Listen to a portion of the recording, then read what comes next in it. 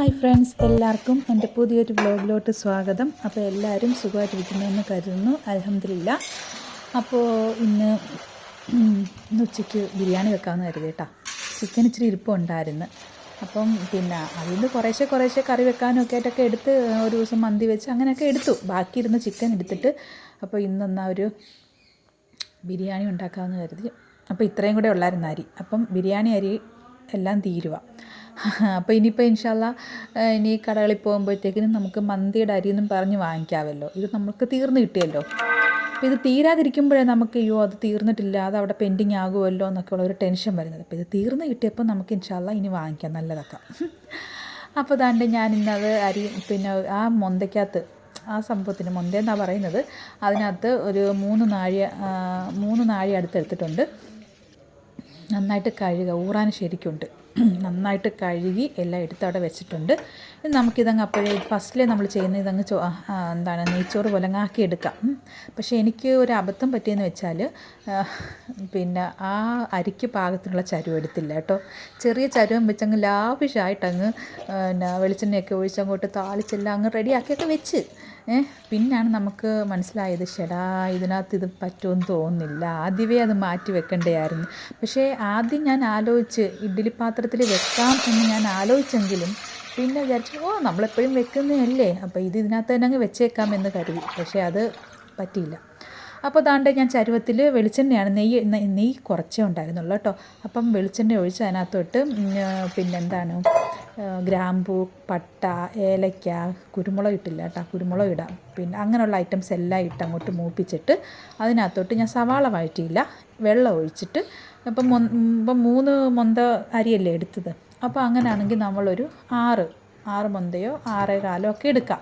കാരണം വേവൊക്കെ ഉള്ളതാണെങ്കിലേ, പിന്നെ ഒത്തിരി വേവ് ബിരിയാണിക്ക് വേണ്ട, ഒരു ഹാഫ് വേവ് മതി. പിന്നെ നമ്മൾ ദമ്മിടുമ്പോഴത്തേക്കിന് ബാക്കിയും കൂടെ അങ്ങ് വെന്തോളുമല്ലോ. അപ്പോൾ അങ്ങനെ ഞാനത് അടുപ്പേ വെച്ചിട്ട് പാകത്തിനുള്ള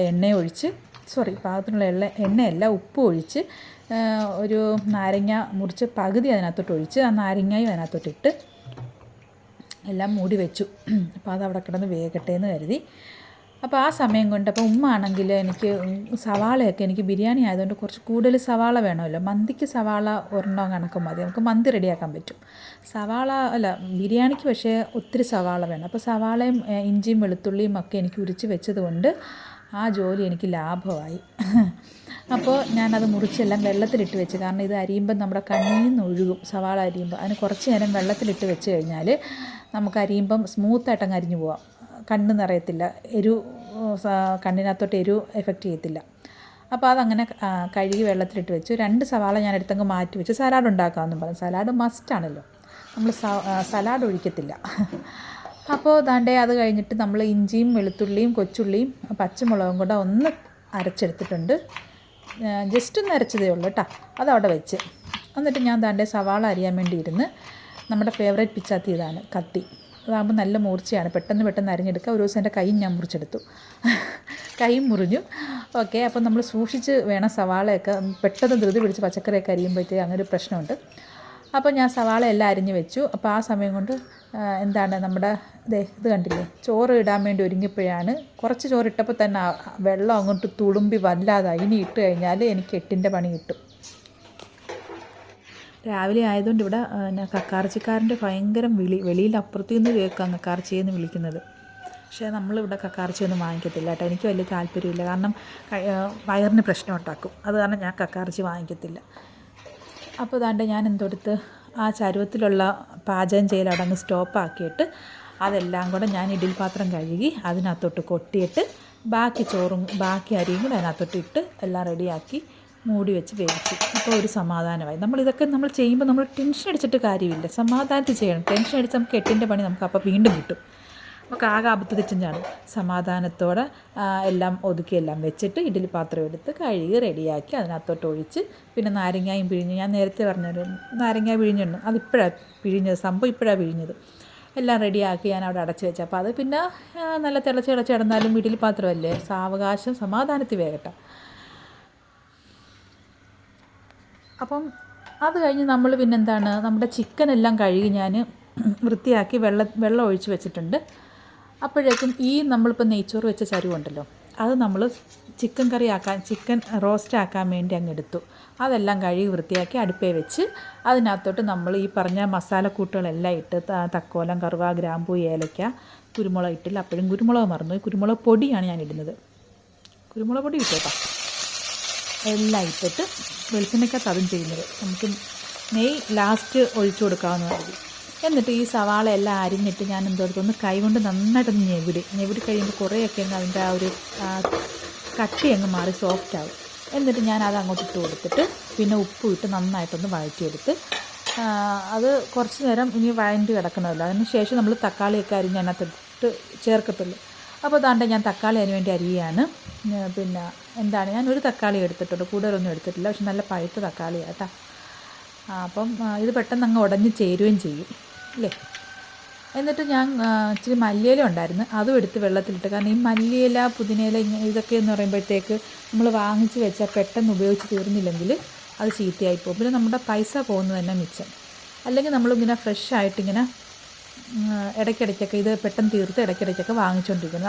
നമ്മുടെ ഈ നാട്ടിലെന്ന് പറയുമ്പോഴത്തേക്കിന് അങ്ങനെ പെട്ടെന്നൊരു ഈ മല്ലിയിലയും പുതിനയിലയും കിട്ടുന്ന നാടൊന്നുമല്ല.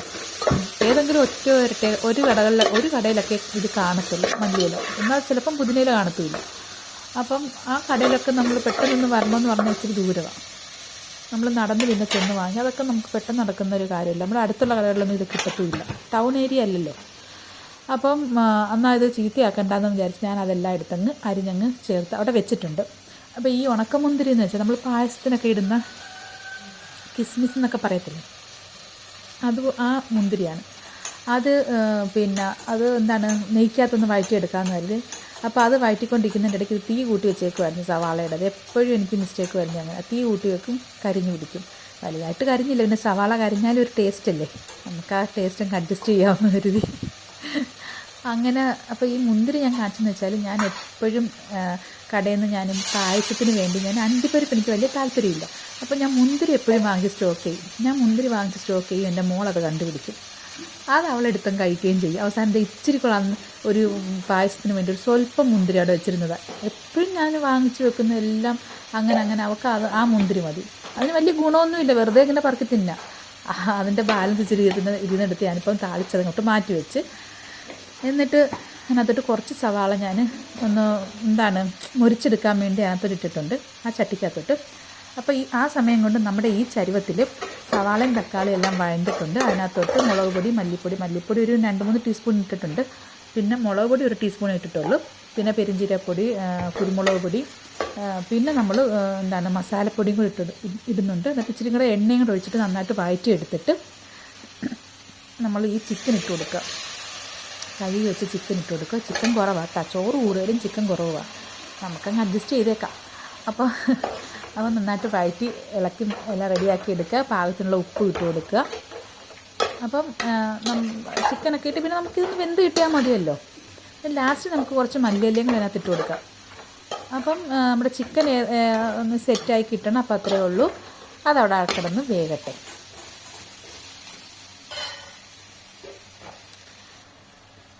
പിന്നെ ഇന്ന് ഒരു പ്രത്യേകത എന്ന് വെച്ചാൽ, അപ്പം ഇന്ന് ചിലപ്പോൾ ഞാൻ എൻ്റെ വീട്ടിൽ നിന്ന് ഹസ്ബൻഡിൻ്റെ വീട്ടിലോട്ട് മാറും. കുറച്ച് നാളായി, ഇപ്പം 4 മാസമായി അങ്ങോട്ട് മാറിയിട്ട് താമസിച്ചിട്ട്. അപ്പം ഇന്ന് ചിലപ്പോൾ ഇൻഷാ അള്ളാ ഞാൻ അങ്ങോട്ട് പോകാൻ ചാൻസ് ഉണ്ട്. ഹസ്ബൻഡിൻ്റെ അടുത്തെല്ലാം പറഞ്ഞെല്ലാം ഓക്കെ ആക്കി വെച്ചേക്കുവാണ്. അപ്പം അങ്ങനെയാണെങ്കിൽ ചിലപ്പോൾ ഇനി വീഡിയോ ചിലപ്പോൾ പെൻഡിങ് ആകുമോ ഇല്ലയോ എന്ന് എനിക്കൊരു ഡൗട്ടുണ്ട്. എന്നാലും മാക്സിമം ഞാൻ ട്രൈ ചെയ്യും വീഡിയോ ഇടാൻ ഇൻഷാ അള്ളാ. അപ്പം മിനിഞ്ഞാന്ന് പോയി ഞാൻ അവിടെ എല്ലാം ക്ലീൻ ചെയ്തായിരുന്നു. പിന്നെ മേലത്തെ വർക്കും പണിയൊന്നും നടന്നില്ല, ഇച്ചിരി പെൻഡിങ് ആയിപ്പോയി മഴയൊക്കെ ആയതുകൊണ്ട്. കാരണം ഇപ്പോഴത്തെ സിറ്റുവേഷൻ അങ്ങനെയൊക്കെയാണ്, പെട്ടെന്ന് ഇടിയും വെട്ടി മഴ പെയ്യുന്നു. ഇന്നലെ ഇവിടെ ഇടിയും വെട്ടി മഴയായിരുന്നു. അപ്പം നമുക്ക് ഈ മഴയുള്ള സീസണിൽ നമുക്ക് ഈ വർക്ക് ചെയ്യാൻ പറ്റത്തില്ല, അങ്ങനെ അത് പെൻഡിങ് ആയി പോകുന്നത്. അപ്പോൾ അതാണ്ടേ ഇതിനകത്തിട്ട് ഇഞ്ചിയും വെളുത്തുള്ളിയും കൂടെ അരച്ച പച്ചമുളകൊക്കെ അരച്ചില്ലേ, കൊച്ചുള്ളിയൊക്കെ, അതും കൂടെ അങ്ങോട്ട് ഇട്ട് കൊടുത്ത് നന്നായിട്ട് ഇളക്കി കുറച്ച് വെള്ളം കൂടെ ഒഴിച്ച് സെറ്റാക്കി അവിടെ വെച്ചു. ഓക്കെ. എന്നിട്ട് അത് വെന്ത് കഴിഞ്ഞപ്പോൾ നമ്മൾ നമ്മുടെ മല്ലിയില അങ്ങോട്ട് തൂകിക്കൊടുത്തു. പുതിന ഉണ്ടെങ്കിൽ സൂപ്പറാണ്, പുതിനയുടെ ആ സ്മെല്ല് ആഹാ. അപ്പം അത് ഇടാൻ നമ്മുടെ ഇല്ലായിരുന്നു. പിന്നെ മല്ലിയില ഇട്ട് കൊടുത്തു. അങ്ങനെ അപ്പോൾ അവിടെ നമ്മുടെ ചിക്കൻ റോസ്റ്റ് റെഡിയായി. അപ്പോൾ നമ്മുടെ നെയ്ച്ചോറ് ഇവിടെ സെറ്റാക്കിയായിരുന്നു. ഞാനത് മാറ്റി വെച്ചിട്ടാണ് സവാള വഴറ്റാനും മുന്തിരി വഴറ്റാനും ഒക്കെ ആ അടുപ്പിലോട്ട് ചട്ടി വെച്ചിരുന്നത്. അപ്പോൾ ഇവിടെ ഏകദേശം പാകത്തിനെല്ലാം വെന്ത് കിട്ടിയിട്ടുണ്ട്. ഇനി നമുക്ക് വേണമെങ്കിൽ ചോറ് വെച്ചൂറ്റി എടുക്കാം. പക്ഷേ വെച്ചൂറ്റി എടുക്കുമ്പോൾ നമുക്ക് ഒത്തിരി പാത്രങ്ങളൊക്കെ പിന്നെ കഴിയേണ്ടി വരത്തില്ലേ, അഴുക്കാകത്തില്ല. അപ്പോൾ അതുകൊണ്ട് ഞാൻ എന്തെടുത്ത് നെയ്ച്ചോറ് പോലെ ആക്കിയിട്ട് അതിൽ നിന്ന് നന്നായിട്ട് അടിയിലൊന്നും കങ്ങിയിട്ടൊന്നും ഇല്ല കേട്ടോ, നന്നായിട്ട് റെഡി ആയിട്ടുണ്ട്. പിന്നെ ഞാൻ അതിൽ നിന്ന് കുറച്ച് ചോറ് വേറൊരു പാത്രത്തിലോട്ട് മാറ്റിയിട്ട് നമ്മൾ ഈ സാൻഡ്വിച്ച് പോലെ ഇടയ്ക്ക് നമ്മൾ ഈ ചിക്കൻ റോസ്റ്റ് വെച്ച് കൊടുത്ത് സാൻഡ്വിച്ച് പോലെ വെക്കുന്ന പോലെ. സാധാരണ താഴെയാണ് നമ്മൾ ചിക്കൻ വെച്ച് കൊടുക്കുന്നത്. ഇത് നമ്മൾ ചോറ് മൊത്തം മാറ്റാതെ സാൻഡ്വിച്ച് പോലെ നമ്മൾ ചിക്കൻ ഗ്രേവിയും ചിക്കനും വെച്ച് കൊടുത്തിട്ട് നമ്മൾ കുറച്ച് സവാളയും എല്ലാം കൂടി ഇട്ട് കൊടുത്ത്, സവാള വറുത്തത് അതുമൊക്കെ ഇട്ട് കൊടുത്തിട്ട് നമ്മൾ അതിൻ്റെ പുറത്തോട്ട് ബാക്കി ചോറും കൂടി ഇട്ട് കൊടുത്ത് ദമ്മടിച്ചു. അപ്പോൾ ഞാൻ ഇൻഷാ അല്ലാഹ് കാണിച്ചു തരാം. ഇതൊക്കെ നമ്മൾ സാധാരണ നമ്മുടെ വീട്ടിലുള്ള സാധനങ്ങളൊക്കെ വെച്ച് മാത്രം ചെയ്യാവുന്നത്. പിള്ളേർക്ക് വളരെയേറെ ഇഷ്ടപ്പെടുന്നതാണ്. നമ്മൾ വെറും ചോറാണെങ്കിൽ പിള്ളേരങ്ങനെ കഴിക്കത്തില്ല, നമുക്കത് മനസ്സിലാകും. കാരണം പിന്നെ പിള്ളേർ സ്കൂളിൽ നിന്ന് വന്ന് കഴിയുമ്പോൾ തന്നെ അമ്മച്ചി ബിരിയാണിയാണ്, എന്നാൽ ഞങ്ങൾക്ക് ചോറെടുക്കും.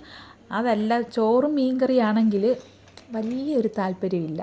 പിന്നെ മതി പിന്നെ അത്താഴം പിന്നെ നമ്മൾ അതിനകത്ത് മുട്ട പൊരിച്ച് അത് പൊരിച്ച് ഇത് പൊരിച്ച് അതൊക്കെ ഇതാകുമ്പോഴത്തേക്കിന് അവർ എല്ലാവരും വന്നുകൊണ്ട് തന്നെ ആ ചോറ് മതിയെന്നും പറഞ്ഞ് എല്ലാവരും ബിരിയാണി ചോറ് കഴിച്ചു. അപ്പോൾ അതുകൊണ്ട് നമുക്ക് എന്ത് സമാധാനം, പിള്ളേർ ഫുഡ് കഴിച്ച് കഴിഞ്ഞപ്പോഴത്തേക്കേ. അപ്പം ഇങ്ങനെയൊക്കെയുള്ള ഐറ്റംസൊക്കെ വെച്ച് കൊടുക്കണം. പിന്നെ ഒരുപാട് നമ്മൾ ലാവിഷായിട്ട് കടകളിൽ പോയി ഇതിനുള്ള എല്ലാ ഐറ്റംസും വാങ്ങിച്ചുകൊണ്ട് വരാനാണെങ്കിൽ നമുക്ക് ഭയങ്കര കോസ്റ്റ്ലി ആവും, ഭയങ്കര പൈസ ആവും. അത് നമുക്ക് ചിലപ്പോൾ എല്ലാ ദിവസവും നമുക്ക് അത് എക്സ്പെൻസ് അല്ലേ, നമുക്ക് താങ്ങാൻ പറ്റത്തില്ല. ഇതാകുമ്പോഴത്തേക്ക് വേണമെങ്കിൽ നമുക്ക് സവാള ഇച്ചിരി കുറയ്ക്കാം. സവാള കുറച്ച് നമുക്ക് ചെയ്യാം. നമ്മുടെ ഇഷ്ടപ്രകാരം നമ്മുടെ മക്കൾക്ക് അവർക്ക് ടേസ്റ്റ് വഴി നമുക്ക് ഉണ്ടാക്കി കൊടുക്കാം, ചിലവ് കുറഞ്ഞ രീതിയിൽ. അപ്പം ഇതൊക്കെയാണ് നല്ലതെന്ന് എനിക്ക് തോന്നുന്നു. കാരണം ഈ ചോറും കറിയൊന്നും എപ്പോഴൊന്നും അവർ കഴിക്കത്തില്ല. അതല്ലെങ്കിൽ പിന്നെ അവർ കടയിൽ നിന്ന് ഓർഡർ ചെയ്യും. അപ്പോൾ അതിനെക്കാട്ടിയൊക്കെ നല്ലത് നമ്മളിതൊക്കെ ചെയ്ത് കൊടുക്കുമ്പോഴത്തേക്കിന് കുറച്ച് സമാധാനം കുഞ്ഞുങ്ങൾക്കും കിട്ടും. അപ്പോൾ അങ്ങനെ ദമ്മടിച്ച് ഞാൻ ലാസ്റ്റ് ഇന്ന് സവാള എല്ലാം കൂടെ ഒന്ന് തൂവി കൊടുത്ത് പിന്നെ മുന്തിരിയൊക്കെ ഇട്ട് കൊടുത്ത് പിന്നെ മല്ലിയിലയും കൂടി ഇട്ട് കൊടുത്ത് പിന്നെ ഇതിനകത്ത് പ്രത്യേകിച്ച് ഇടാനുള്ളതെന്ന് പറഞ്ഞാൽ ഇച്ചിരി എസൻസ് ഉണ്ടല്ലോ, ഈ പൈനാപ്പിൾ എസൻസ്, അതിൻ്റെ ഒരു സ്വല്പം, ഒരുപാടൊന്നും വേണ്ട. അത് തന്നെ ഇടാൻ എനിക്ക് വിഷമമാണ്. കാരണം അതൊക്കെ വേണ്ട എന്നുള്ള രീതിയാണ്. പിന്നെ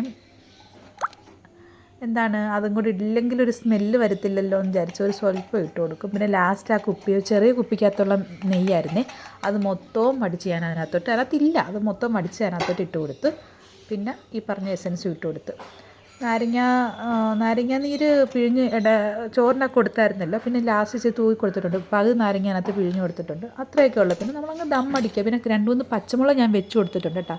അത് ഞാൻ വീഡിയോ എടുത്തിട്ടില്ല, കാരണം ഇടയ്ക്ക് ഒരു പച്ചമുളകും കൂടി ഇരിക്കട്ടെ. നമ്മൾ മന്തിക്കകത്തൊക്കെ വെക്കത്തില്ലേ, നമ്മുടെ ഇഷ്ടമുള്ള രീതിയിൽ നമുക്ക് കഴിക്കാനാണ്. അപ്പം നമുക്ക് എന്തൊക്കെയാണ് ഇഷ്ടം അത് നമ്മൾ അതിനകത്ത് ആഡ് ചെയ്യുക.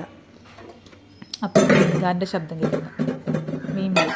മുമ്പേ കക്കാർച്ചിക്കാരനായിരുന്നു, ഇപ്പം മീൻ വിളിയാണ്. അങ്ങനെ ഇനിയിപ്പോൾ കുറച്ചു നേരം കഴിയുമ്പോൾ പച്ചക്കറിക്കാരുടെ ശബ്ദം കേൾക്കും. ഏകദേശം ഒരു ഉച്ച വരെ ഈ ഒരു രീതിയിലായിരിക്കും. പക്ഷെ നമ്മുടെ വീട്ടിലെന്ന് പറയുമ്പോൾ നമുക്കത് ഈ മീൻ വിളി കേട്ടാലൊന്നും പെട്ടെന്ന് പോയി മീൻ വാങ്ങിക്കാൻ പറ്റത്തില്ല. അങ്ങനെ, കാരണം ഇച്ചിരി ഉള്ളിലോട്ട് കയറിയ വീട്, റോഡിൻ്റെ സൈഡിലൊന്നും അല്ലല്ലോ. അപ്പോൾ ഈ റോഡിൽ കൂടി ഇങ്ങനെ പോകുന്ന ഇവരുടെ വിളി നമുക്ക് നമ്മുടെ വീട്ടിൽ ഇരുന്നും കേൾക്കാം. പക്ഷെ ചെല്ലുമ്പോൾ അവരങ്ങ് പോകും. നമ്മൾ അവിടെ ചെന്ന് മീൻ വാങ്ങിക്കാമെന്ന് പറഞ്ഞ് ഓടി ചെല്ലുമ്പോൾ എന്താവും, അവർ അടുത്ത സ്റ്റാൻഡ് പിടിക്കും, നമുക്ക് മീൻ കിട്ടത്തുമില്ല. പിന്നെ ഇവിടെ എന്ന് പറയുമ്പോൾ ഞങ്ങൾ എപ്പോഴും മീൻ വാങ്ങിക്കുന്ന ഒരു ഇക്കാവുണ്ട്, ആ ഇക്കാടെ നിന്നാണ് മീൻ വാങ്ങിക്കുന്നത്. അപ്പോൾ അതുകൊണ്ട് അവർ എന്തായാലും നമ്മൾ വരുന്നിടം വരെ അവർ വെയിറ്റ് ചെയ്യും. അപ്പം നമ്മുടെ ചോറെല്ലാം ദമ്മടിച്ച് ഒരു പാത്രം വെച്ചിട്ട് അത് ചൂടാക്കിയിട്ട് അതിൻ്റെ പുറത്താണ് നമ്മൾ ഈ പാത്രം വെച്ച് നമ്മൾ ദമ്മടിച്ചത്. അല്ലെങ്കിൽ ചിലപ്പോൾ കയറി കരിഞ്ഞു പിടിക്കും. അപ്പോൾ നമുക്ക് അത്രയും ചോറ് വേസ്റ്റ് ആകത്തില്ലേ, നമുക്ക് കഴിക്കാൻ പറ്റത്തില്ല. അപ്പോൾ ഞാനെല്ലാം മിക്സ് ചെയ്തെല്ലാം കൊടുത്തിട്ടുണ്ട്. അടിപൊളി ചോറായിട്ട് ഇട്ടിട്ടുണ്ട്. നമുക്ക് വിശ്വസിച്ച് നമുക്ക് റാഹത്തായിട്ട് നമുക്ക് നമ്മുടെ ഫുഡ് കഴിക്കാം. പിള്ളേരും വന്ന് കഴിച്ചു. അപ്പോൾ അത്രയൊക്കെ ഉള്ളൂ. വീഡിയോ ഇഷ്ടപ്പെട്ടെങ്കിൽ ലൈക്ക് ചെയ്യുക, ഷെയർ ചെയ്യുക, സബ്സ്ക്രൈബ് ചെയ്യുക, കമൻറ്റ് ചെയ്യുക. ആരും ഒന്നും കമൻറ്റ് ചെയ്യുന്നില്ല, ലൈക്ക് ചെയ്യുന്നില്ല. എല്ലാവരും ഒന്ന് സപ്പോർട്ട് ചെയ്യണേ. ഒന്ന് ലൈക്ക് ചെയ്ത്, ഒന്ന് കമൻറ്റ് ചെയ്ത്, ഒന്ന് സപ്പോർട്ട് ചെയ്യണേ.